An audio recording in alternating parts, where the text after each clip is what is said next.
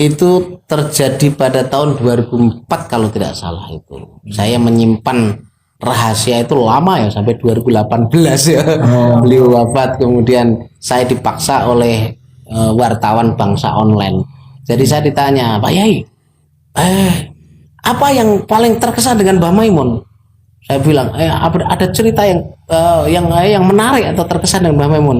Saya bilang banyak sekali, saya itu kesannya juga banyak, ceritanya juga banyak. Karena saya mulazamah lama, termasuk saya rabi juga dijodohkan. Nah, itu paling menarik. Dan macam-macam. Nah, kemudian enggak, yang paling ada. Beliau punya keramat banyak dan saya mendampingi. Oh iya itu. Saya kemudian cerita sedikit sebagai mukadimah bahwa beliau ketika perjalanan ke Syekh Syadzili, Imam Syadzili, Mursyid Syadzili Thariqah Syadziliyah itu banyak sesuatu yang janggal yang tidak bisa dialami oleh orang biasa. Oh iya itu. Kemudian saya disuruh nulis. Pada waktu itu kan malam itu kami mengadakan sholat sholat goib ya di sini. Kemudian tamu-tamu juga banyak, jamaah pengajian di pondok sini juga banyak yang datang ke sini karena saya mengadakan dengan santri itu khataman Quran, santri semuanya saya suruh khataman Quran. Kemudian kami nerima tamu, sholat goib, tahlilan dan seterusnya. Dipaksa untuk nulis sehingga saya sambil menerima tamu itu saya sedih juga kan, sedang ikut sedih sekalipun saya bukan putra keluarga tapi putra ideologis ya, bukan putra biologis tapi putra ideologis ya, sehingga saya ikut sedih wong saya mulazamahnya juga lama. Kemudian saya tulisan saya itu tidak bagus, artinya tidak saya edit wong saya sambil ngantuk sampai jam 2 pagi saya tulis karena itu harus terbit besok pagi untuk ngejar tayang. Itu kemudian tanpa diedit ditulis. Nah itu kemudian itu menjadi viral dan ternyata di YouTube kan dibaca tag itu di YouTube ya rada gak bagus. Kemudian saya tulis ulang rada apik lah itu, tapi itu sudah tidak viral lagi, yang viral yang jelek itu tadi. Gimana cerita aslinya? Jadi begini,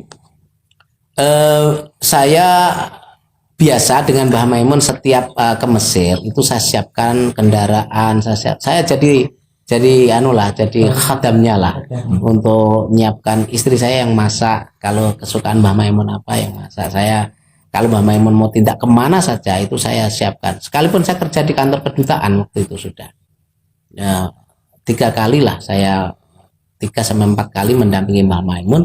Tapi yang paling terkesan itu yang ke makam Imam Syadzili. Ke makam Imam Syadzili itu kami sudah belikan tiket untuk Kairo, Luxor kan, perjalanan di makamnya Imam Syadzili itu sudah dekat dengan Sudan, di selatan Kairo, di selatan Mesir, jadi sudah dekat dengan Sudan. Kami di Kairo harus terbang dulu Kairo ke Luxor, itu 1000 kilo, 900 sekian kilo, itu terbang 1 jam sekian menit sampai Luxor. Kemudian di Luxor itu masih ada perjalanan 350 kilo pakai darat. Lebih, bahkan hampir 400 kilo. Kemudian perjalanan itu ada yang jalan umum, kemudian itu 110 kilo itu jalan umum, ya jalan biasa itu. Tapi setelah 110 kilo itu jalan setapak yang tidak jalan umum, tidak jalan masyarakat. Kalau yang jalan masyarakat tadi itu tidak bisa ngebut karena kayak jalan kita ini kan mesti ada lalu lalang kendaraan banyak, nggak bisa ngebut. Lah yang jalan yang tinggal 300-an 250-300 ya 300-an kilo itu antara Edfo sampai Kumaisaro itu tidak ada kehidupan, tidak ada pom bensin, tidak ada warung, tidak ada sinyal telepon, tidak ada listrik. Tidak jalan manusia lah pokoknya lah, jalan barang gitu aja. Dan itu kalau terjadi apa-apa ya sulit gitu. Lah itu saya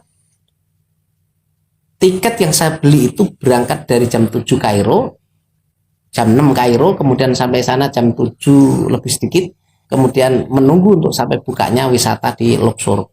Ada Karnak Temple, peninggalan Fir'aun lah ya, tempat makbad Fir'aun, tempat ibadah-ibadahnya Fir'aun pada waktu itu. Kemudian nanti baru menuju ke Mbah Imam Syadzili. Tapi saya kaget karena tiket itu pagi saya beli sore balik, sorenya itu jam 8 balik dari Luxor ke Kairo. Jadi jam 6 berangkat, jam 8 malam sudah balik ke Kairo. Sehingga nyaman udah karena selesai tutup wisata itu jam 4. Kemudian kami istirahat biasanya sebentar, makan-makan, kemudian terbang balik jam 7 udah sampai airport. Ternyata ketika di airport Kairo sebelum terbang, itu beliau ngendikan, Mas Fadulan, nanti kita ke Imam Sadili ya, mampir ke Imam Sadili dulu ya. Kan ini gak bisa mampir ini. Wong 350 kilo kok mampir. Oh, berarti tujuan awal bukan ke Imam Itu Sadili. tidak ke Imam Sadili. Sehingga itu sulit untuk saya menjawab untuk iya atau tidak. Saya matur nggak bisa, Pak. Saya nggak berani untuk nggak bisa ini. Saya nelpon sopir saya dulu yang rental ya. Biasanya saya kalau dari Kairo kemudian sampai Luxor itu kemudian ditunggu oleh sopir saya rental mobil taksi ya, sedan, ditunggu gitu. Saya telepon, ya Ami Fauzi, hal mungkin antruh ila Kumaisarah ziarah li al Imam Syadili? La, mungkin. Abadan. Mungkin. La anta satu gotir saat tamaniyah lailan. Masaan. Kamu akan balik jam 8 sore. Kalau ke sana mesti nginep. Saya mau mencuri itu anak yazurah hunaka. La, mungkin abadan. Nah, dijawab langsung deh. Itu tanda kata-kata mati udah. Enggak mungkin adan. Enggak mungkin. Selama-lamanya enggak mungkin. Mungkin abadan. Itu jawab kuncinya udah. Anu hawil la seorang. Karena dia sudah tahu ukurannya. Kalau berangkat pagi itu pulangnya tiket saya malam itu nggak mungkin karena ke sana mesti nginep. Ukuran jalannya itu saya nginep kan gitu. Ya, orang semuanya tahu gitu kan gitu. Maka terus saya bilang Syekh Maimun kepengen ke sana, ya udah gini aja. Kalau nanti bisa pulang ya pulang. Pakai tiket itu, kalau nggak bisa yuk nginep. Wah kelas kalau itu bisa kan gitu, kelas muafik. Tapi dia yakin nggak mungkin balik. Sudah, saya akhirnya kembali ke Mbah Maimun setelah saya nelpon, Mbah, itu tiket pulangnya jam 8 malam. Ini kalau ke sana biasanya nginep. Mboten. Ngono tok, mboten. Asal nggih aku. Ya santri gak boleh. Nggih ngono tok. Tapi dalam pikiran saya juga gak mungkin juga. Wong saya kalau ke sana juga nginep. Tapi sebelumnya sudah pernah ya? Pernah, saya pernah. Tapi itu gak mungkin juga. Nginep juga sebelumnya? Nginep. Kemudian saya menghibur beliau. Nggih, insya Allah mungkin nak mboten sakit nggih nginep. Mboten. Beliau jawab dah mboten. Wis roki, dalokil mahfud udah kelihatan. Mboten. Saya sambil cemas. Begitu turun di Luxor, kemudian saya udah dijemput sopir saya, udah tenang itu. Mungkin. Mungkin ya kan. Kayak guyon kan. Kemudian wisata jam 8:30 sudah buka. Masuk ke Karnak Temple, masuk ke Makbat Luxor. Itu beliau senangnya minta ampun. Itu foto-fotonya banyak itu, saya punya itu. Foto-fotonya. Ya nanti kita ambil. Lah itu beliau itu senang banget jalan-jalan sampai jam 10 saya gini, Mbah, sios ke jadi ke Imam Sadili. Jadi itu masih sama punya itu melihat gitu sambil ngaji tafsir itu menerangkan Fir'aun. Jadi Fir'aun itu siapa dan Fir'aun itu bagaimana, itu saya sambil ngaji sama beliau itu menerangkan masalah Fir'aun itu sambil jalan. Foto-foto Mas, saya foto sama punya foto, terus kemudian teruskan lagi menerangkan ayat tentang wanunaji kabibataneka litakuna liman khalfal ka ayah. Itu ditafsiri sampai kemana-mana. Menarik ngaji tafsir sambil nonton. Jadi tentang Fir'aun dan menyelamatkan keluarganya itu bagaimana itu. Jadi mengabadikan. Kemudian Fir'aun itu ada banyak itu ceritakan. Jadi kisah tarikh wal khabar itu sangat bagus sekali. Tak takonin Mbah, itu jam 10:30. Mbah, jadi ke Imam Syekh. Oh nggih. Baru langsung ke mobil tak panggil 10:30. 10 lebih lah, 10:30 baru ke mobil. Tapi pikiran saya, ini pulang jam 8. Ke Imam Sadili kapan? kemudian naik mobil sampai itu kan perjalanan 110 kilo itu perjalanan yang jalan biasa kayak sini ada kehidupan. Itu kemudian sampai Edpo perbatasan yang kemudian kalau masuk ke sana sudah Sokro, sudah padang pasir yang tidak ada kehidupan. Kemudian istirahat itu jam 2. Jadi jam setengah 11 sampai jam 2 berarti 2,5 jam ya. 2,5 jam. Perjalanan yang 110 kilo gitu. Karena nggak bisa ngebut ini kehidupan. Ada jalan kehidupan orang, jalan umum. Kemudian istirahat makan. Dimakan tempat makan itu aneh. Jadi masuk warung itu langsung ibu-ibu yang punya warung langsung ambil namanya air aqua Al Barakah. Ambil botolnya dibuka kemudian ya Syekh, ud'uli zauji wa huwa marid. Ya Syekh, obati suamiku, dia sakit. Itu ngerti kenal Bahmun itu tukang suwo. Itu orang Arab. Orang Arab yang punya warung Arab itu. Ya enggak ada orang selain orang Mesir toh.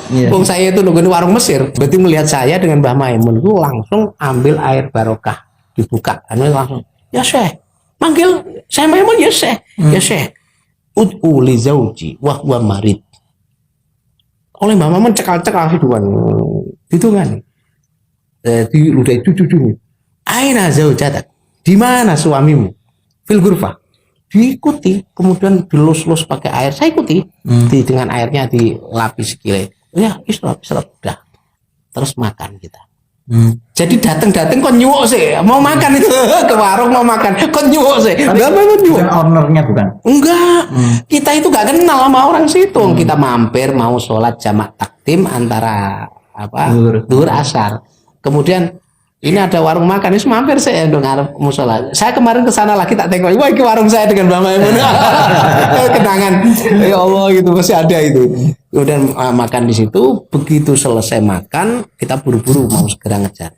Mau bayar gak boleh? Lah.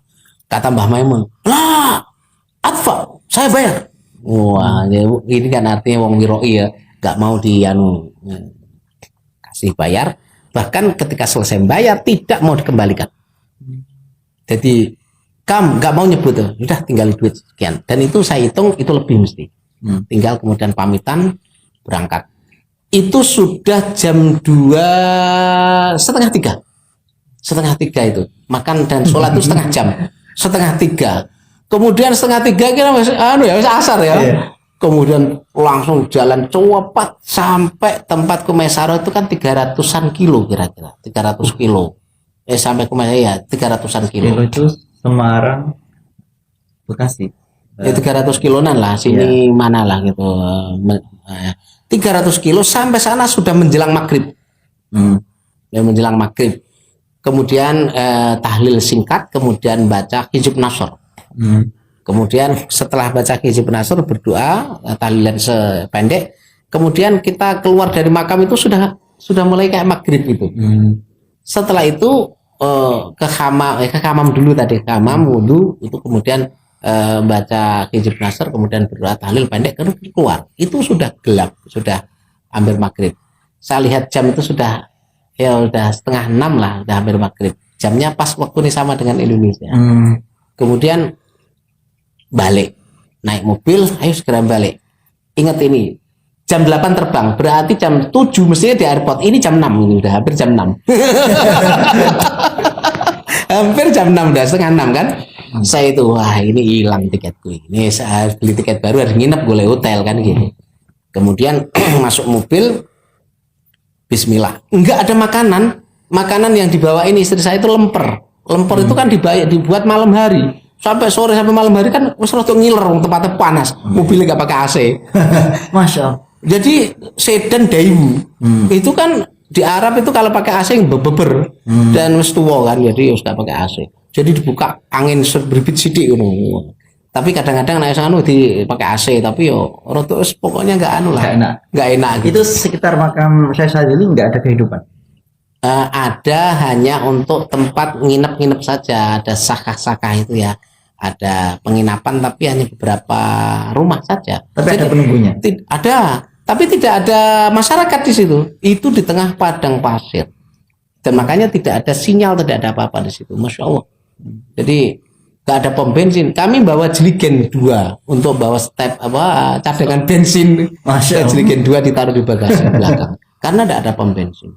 Nah itu kemudian kita menaik mobil balik itu sudah mungkin ya jam 6 kurang seperempatan kami sudah mulai jalan, tapi perasaan saya jam itu tidak bergerak. Lah itu berangkatnya tadi berapa jam tadi ya, sekitar dari jam 2 sampai jam setengah 6, jam setengah 3 sampai jam setengah 6 piro itu 3 jam. 3 jam berangkatnya yang 300 kilo itu saya 3 jam jalannya nggak pakai bagus, itu jalan nggak pernah dilalui orang, jalan nggak bagus. Kemudian kembalinya itu saya mungkin hanya 2 jam, setengah 6 sampai jam 8. Jadi 2 jam setengah ya. Iya. Jam 8 kami sudah sampai Luxor. Yang tadi berangkatnya itu 3 jam plus 2 jam setengah. Ini pulang itu hanya 2 jam setengah sudah sampai Luxor. Wah itu sopirnya saya lihat itu pandomnya itu 160 mobil tua. Sedan kuning wis kayak taksi tua gitu. Saya ini timor. Melayu satu swidak jalan nggak pakai bagus. Itu saya perasaan saya ban mobil tidak nempel di aspal. Dan Mbah Maimun duduk di belakang mempunyai silo wiridan. Saya dengan sopir di depan, sopir saya di sini ya. Setiap kencang gitu saya bilang, ban itu angin. Di sini nggak ada bengkel. Wah, tenang. Uskut entah. Ya Allah, wallahi, tawakal Allah. Syekh Maimun. Tawakal Allah, Syekh Maimun. Dia semakin yakin karena apa? Begitu masuk warung tadi, langsung dimintai dungo tadi loh, di konjimo itu dia wallahi Syekh Maimun. Jadi ngelihat Mbah Mun wali, dia udah percaya itu dari. Tapi itu orang Indonesia. Bukan, orang Mesir. Yang nyetir itu. Oh, iya, orang Mesir. Orang Mesir. Jadi saya yang sering rental dia. Kalau saya ada tamu kadang-kadang atau saya keluarga sendiri mau ke Luxor untuk jalan-jalan, telepon. Tolong jemput saya jam sekian, saya mau jalan-jalan. Siap. Ya, temu di airport. Hadir. Kemudian jalan seharian saya bayar. Lah itu Mbah Maimun ya saya gituin. Lah itu saya perasaan perjalanan sejauh itu sekitar hampir 400-an kilo lah. Kalau dari Luxor sampai ke Kumaisaro tempatnya Imam Syadzili. Itu perasaan saya waktu itu bar maghrib terus dulu sepanjang itu. Padahal berangkat tadi kan dari Kairo sampai Edpo itu kan sudah 3 jaman ya. Kemudian 3 jam lagi berapa jam lagi? 2 jam setengah. 2 jam setengahnya 5 jam setengah. Itu sampai tempat Imam Syadzili. Ini balik. Itu saya sampai ke Luxor, itu masih belum jam 8. Belum jam 8, padahal berangkatnya setengah 6. Padahal perjalanan sepanjang itu. Iki jam tak delok iki gak maju pandome. Dan itu Mbah Maimun tenang suwiridan belakang gitu. Sopir saya wah, semangat malah kan gitu. Wah, Syekh Maimun. Wenjot. Itu di pertengahan jalan saya kan itu tidak istirahat. Sama sekali non-stop tidak istirahat. Padahal biasanya kan istirahat sepanjang itu ya, istirahat ke hamam setidaknya. Itu sampai Luxor tidak pipis, tidak apa-apa. Masya Allah. Begitu saya kan kasihan ya Mbah Maimun sepanjang jalan ini. Tapi ternyata jamnya sependek kan. Jadi saya pesan agar supaya untuk bisa makan. Itu setelah saya nelpon ke kawan saya di intelijen. Saya punya kawan-kawan di Mukhabarat intelijen di Mesir, orang Mesir. Jadi intelijen Mesir saya telepon. Saya, bohong baik ya.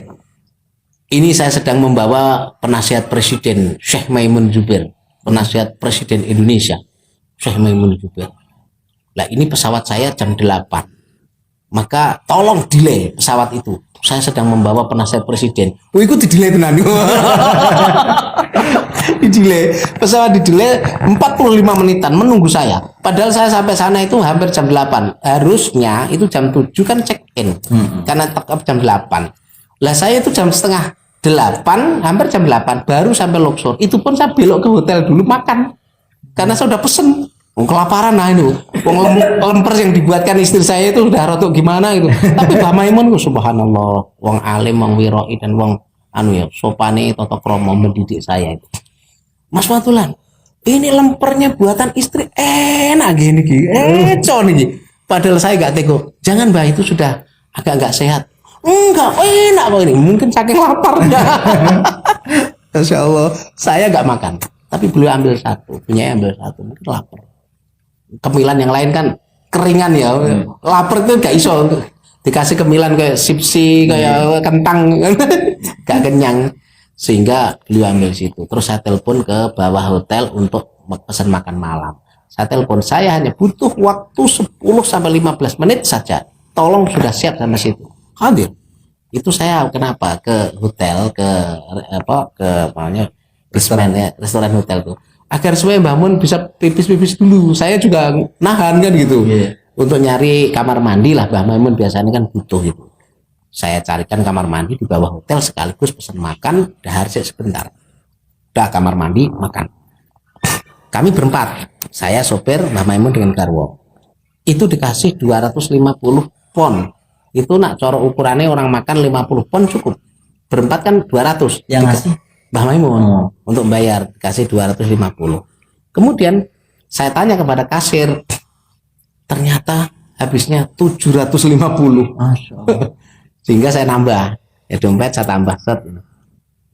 Orang Mesir kalau ngitung duit itu dihitung di depannya gini, sehingga ke saya di depan dia, justru Mbah Maimun lihat dari sana gitu. Loh, Mas Fatulan kok nambah? Mboten Mbah. Enggak kok, kula ningali kok nambah kok.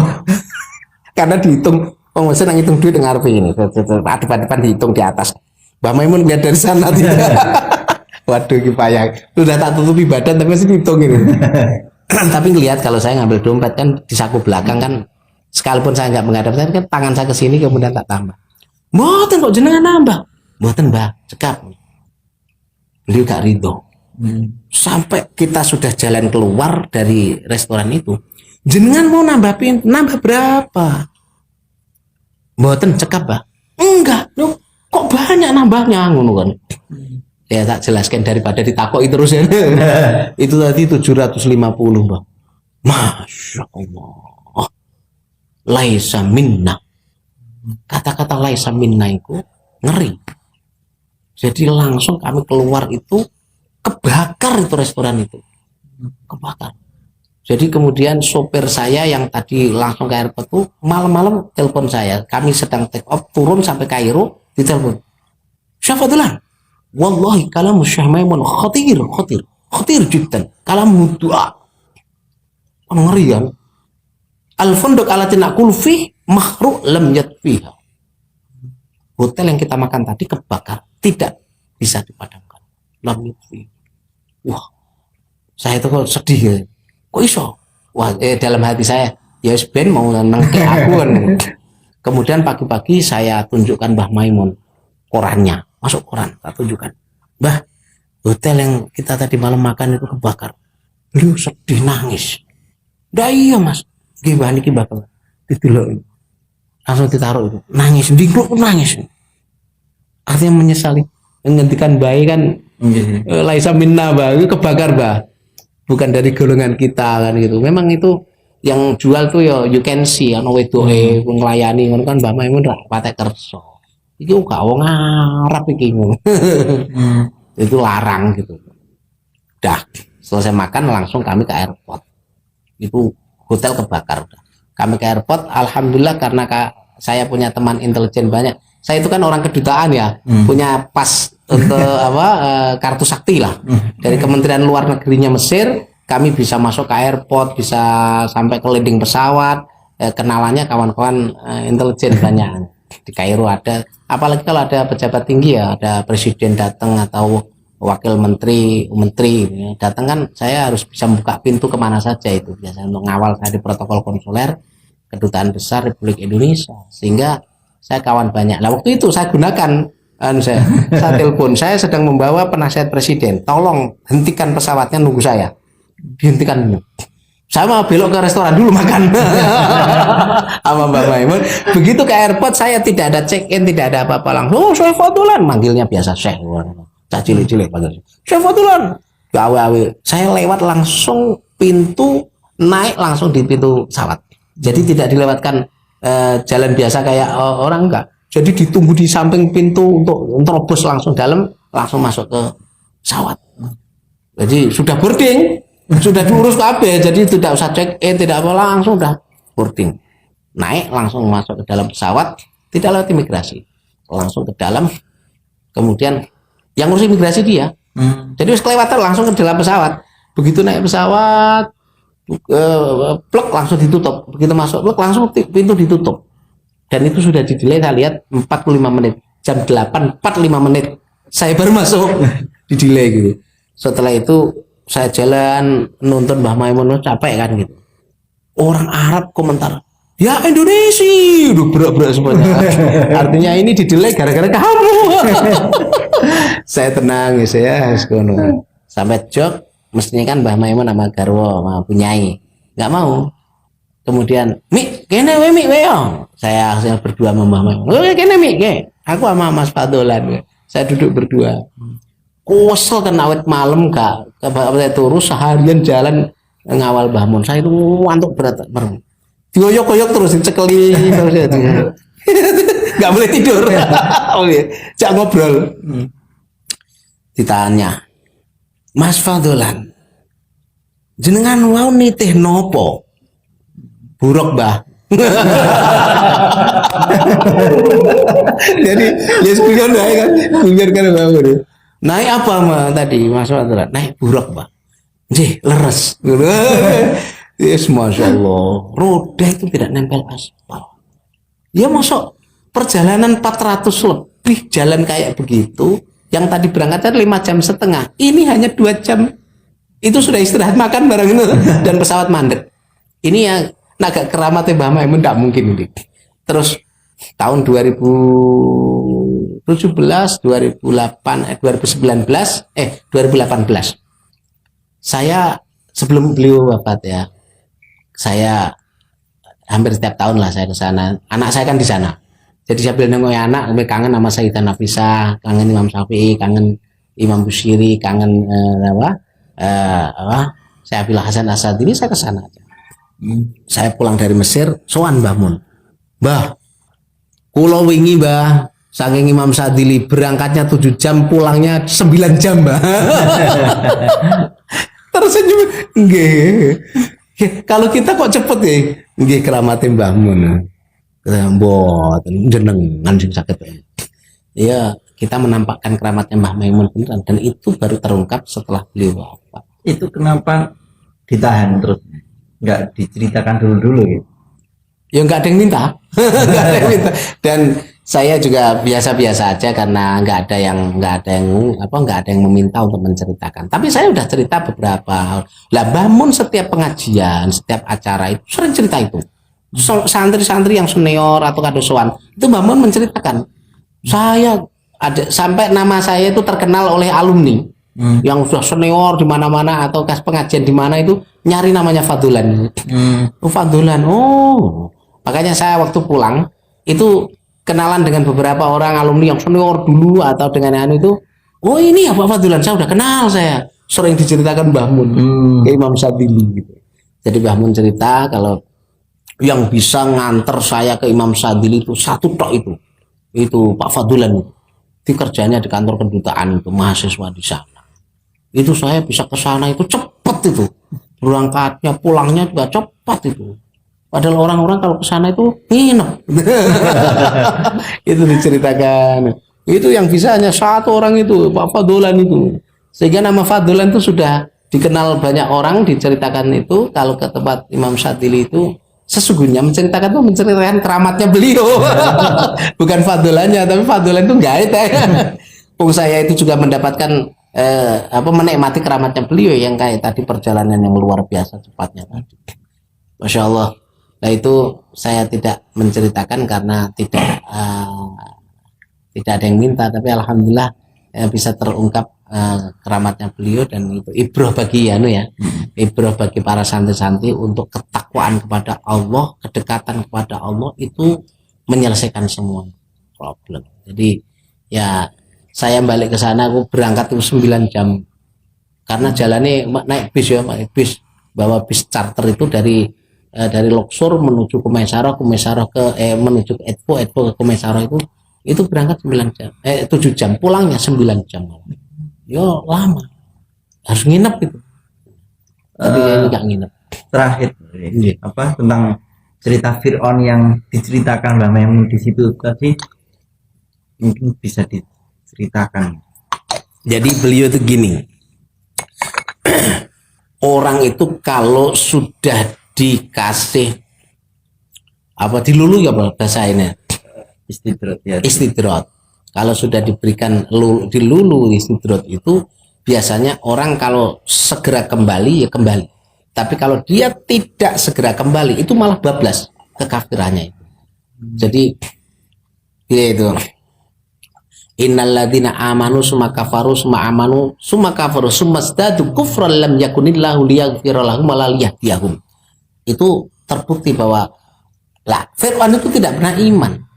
Dia kafir dan semakin kafir maka dia semakin kekafirannya semakin dalam. Nah, sampai dia mengaku Tuhan. Nah, ini istidraj itu kalau dia tidak pernah sadar maka dia akan selalu dalam dan kepleset beneran. Fir'aun itu juga begitu. Kemudian dengan contoh itu kemudian itulah wanunajjika bibadanika litakuna liman khalfaka ayat. Aku akan janji Allah aku akan akan selamatkan dan akan kami jadikan sebuah sebuah mumi untuk menjadi ayat bagi orang-orang setelah kamu. Itu artinya bahwa sesungguhnya orang yang congkaknya seperti Fir'aun itu adalah tidak akan bisa selamat. Orang yang sudah congkak seperti Fir'aun itu pasti dia akan tidak bisa selamat karena terlalu dalam maka kepleset semakin dalam. Kemudian cerita-cerita antara dengan Musa Samiri ya. Jadi dengan Samiri dengan yang diemong oleh malaikat Jibril tapi malah jadi kafir. Sementara Fir'aun Musa yang dimong Fir'aun malah jadi Musa alladzi rabbahu Jibrilu kafiru wa Musa alladzi rabbahu Fir'aunu mursalu. Lah itu kemudian cerita yang indah-indah gitu. Kemudian ayat Quran masuk, kemudian ya ceritain. Itu indah sekali sambil ngaji saya itu. Ketika dengan Mbah Maimun ini ngaji tafsir. Jadi kumpul wong alim itu tidak ada guyonnya, itu guyon ilmu, guyon ngaji. Alhamdulillah jadi istifadah banyak saya dari Mbah Maimun untuk dalam perjalanan gitu. Kisah peradaban. Zaman dulu kok sudah bisa membelah batu yang keras, batu granit ya. Itu pakai alat apa begini Mas? Jadi membayangkan untuk peradaban pada waktu itu gitu kan. Apalagi batu itu dari Luxor, dari Aswan 1000 kilo lebih dipindahkan untuk membangun piramid. Makanya itu sampai 12 keturunan nggak selesai piramid tumpuk 3 itu. Karena batunya tidak dari Kairo, batunya dibawa dari Luxor atau Aswan yang jauhnya 1000 kilo. Dinaikkan apa itu? Naik getek. Naik getek, wah tuh segede itu sampai Kairo. Di Kairo, Nil naik ke Giza itu juga jauh Gus. Masya Allah. Jadi beliau itu sampai mendalam untuk pertanyaannya itu nggak kejawab gitu untuk batu segini setinggi orang gede-gede gitu. Itu yang ada di Luxor, di Ma'bad Luxor, di Karnak Temple dan seterusnya itu. Kemudian untuk sebagiannya adalah dipindahkan atau dibuat untuk piramid itu untuk menyelamatkan para mayat-mayatnya itu dimumi di dalam situ. Ya beliau luar biasa peradaban waktu itu. Pantesan ngaku Tuhan. Loh kayak begini. Ini kalau dibayangkan sekarang bawa bulldozer, pakai granit dipecah. Kemudian gerajinya gimana? Zaman Fir'aun sudah ada gitu dan bisa halus bagus dan bisa naik ke atas tumpukannya itu gimana gitu kan. Kemudian saya juga cerita di dalam buku-bukunya sejarah piramid setinggi itu untuk menaikkan itu bukan dinaikkan Mbak. Jadi diuruk pasir dulu, jadi ditata dari bawah kemudian diuruk pasir sehingga menaikkannya itu tanpa bawa tangga, jadi tanpa gelundung kemudian naik pasir sampai ditata terakhir nanti pasirnya dibuka lagi tinggal piramid. Gitu. Jadi nyambung dengan antara sejarah pembuatan piramid tapi sing gumun itu bawanya itu perahunya kayak apa, GTE gimana, ribuan kilo. Makanya itu sampai jutaan penduduk yang kerja rodi mati ketika membangun piramid itu, dan sekian generasi baru jadi. Kemudian yang disinyalir itu ya katanya Firaun itu adalah Ramses kedua itu yang paling congkak. Sementara Ramses atau Firaun yang lain setelah itu atau sebelum yang kedua itu ya enggak seperti Firaun yang takaburnya seperti itu, saya mengaku Tuhan itu tadi. Wakilah Firaun kan nggak pernah sakit. Luar biasa, makanya saya mengaku Tuhan itu nggak pernah loro.